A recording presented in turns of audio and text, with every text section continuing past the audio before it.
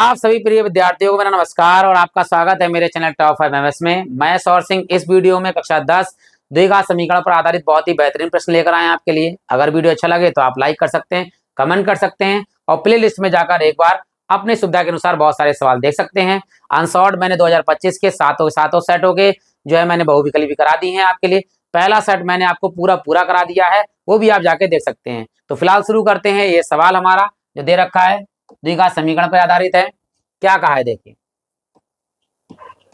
दो क्रमागत धनात्मक पूर्णांक ज्ञात कीजिए जिनके वर्गों का योग जो है वो 365 है।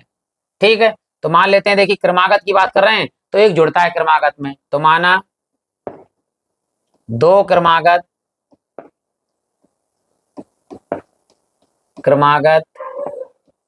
धनात्मक पूर्णांक, एक होता है x और एक इसमें जुड़ जाता है x प्लस 1। ये धनात्मक पूर्णांक है।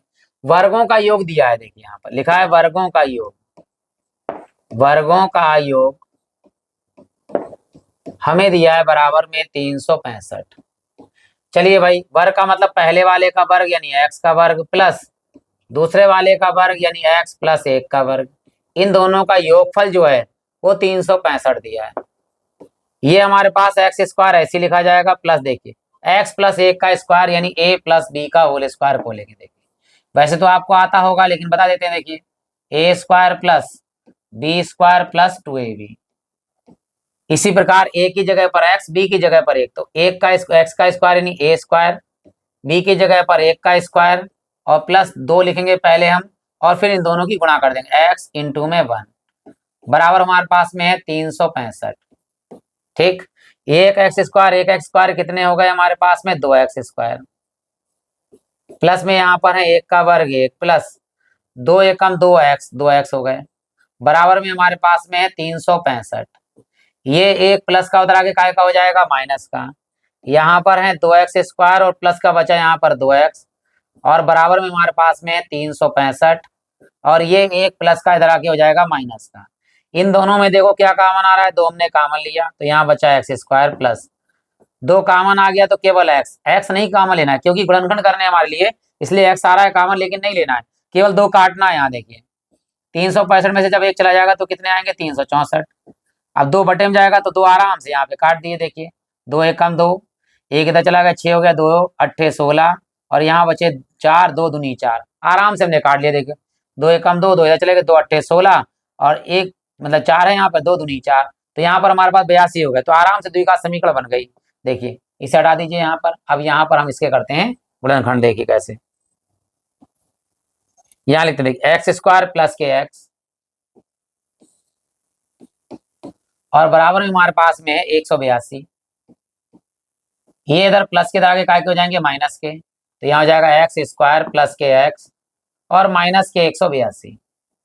वैसे तो आपको गुणनखंड आते होंगे लेकिन हम आपको करा देते हैं बिल्कुल कैसे करने। देखिए 182, मान लीजिए आपको गुणनखंड नहीं आते हैं तो आराम से 182 को तोड़िए 2 से, 2 नेम 18 और 2 एकम 2। ठीक, फिर यहाँ पर किससे कट रहा है 7 से कट रहा है, 7 से काटिए। देखिए 7 एकम 7 कितने हो गए 2 7 3 21। अब 13 अपने आप से कटता है। देखिए तो 7 दूनी 14, 14 और 13 गुणा करेंगे कितना आएगा 182। ठीक है, 14 और गुणे में 13 की गुणा आएगी हमारे पास 182 और 14 में से अगर हम 13 घटा दें तो हमारे पास कितना आएगा 1 आ जाएगा और यहाँ पर एक्स की जगह कुछ नहीं तो कितना है 1 है, तो 182 को थोड़ा 1 आ गया, 14 माइनस 3 13 लिखेंगे इस 1 की जगह पर, तो एक्स स्क्वायर प्लस इस 1 की जगह पर यहाँ कुछ नहीं तो 1 है, इस 1 की जगह लिखेंगे 14 माइनस 13 और ये एक्स माइनस के 182 बराबर 0। यहाँ पर ब्रैकेट खोल दीजिए, एक्स स्क्वायर प्लस के यहाँ पर 14x और प्लस माइनस माइनस के 13x और माइनस के 182 बराबर 0। अब यहाँ पर दोनों में कॉमन आ रहा है x, यहाँ पर 13 आ रहा है कॉमन, क्योंकि 13 कॉमन ले लेंगे तो 14 बच जाएगा 182 की जगह पर। देखिए तो यहाँ x कॉमन लिया हमने, x प्लस 14 बचा यहाँ पर, क्योंकि x यहाँ पर कॉमन आ गया, एक यहाँ एक घात कम यहाँ x कम, माइनस के 13 कॉमन लिया तो x बचा। देखिए और माइनस माइनस क्या हो गया प्लस, 14 और 13 गुना 182 था, 182 में 13 निकाल दीजिए, क्या बचेगा 14 बराबर 0। तो ये है x प्लस 14, x प्लस 14। दूसरी ब्रैकेट में x माइनस 13 बराबर 0। अब ध्यान दीजिए x का मान निकालना है, वो भी क्या होना चाहिए, धनात्मक, ऋणात्मक नहीं होना चाहिए।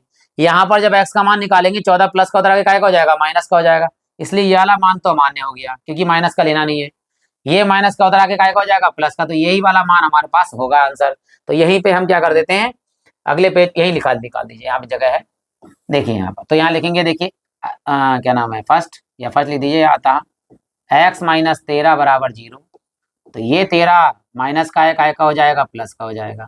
ठीक, ये हमारे पास x का मान आ गया। अभी तुलना भी कर लेते हैं कि x का मान हमारा आंसर सही है या नहीं सही है।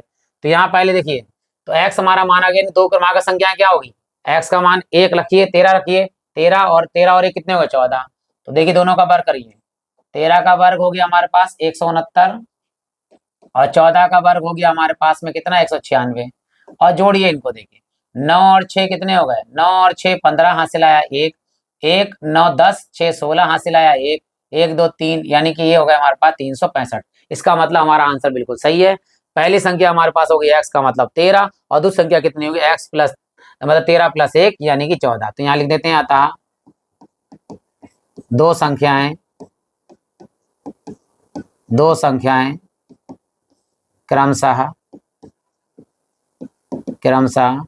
x बराबर 13 और x प्लस 1 बराबर 13 प्लस 1 यानी कि 14। ये हमारे पास आंसर आ गया। आशा करता हूं कि आपको अच्छा लगा होगा, आपने लाइक कर दिया होगा, नहीं कर दिया है तो आप लाइक कर सकते हैं। प्लेलिस्ट में जाकर और बहुत सारे सवाल देख सकते हैं। इसी के साथ आप सभी लोगों का हृदय से धन्यवाद।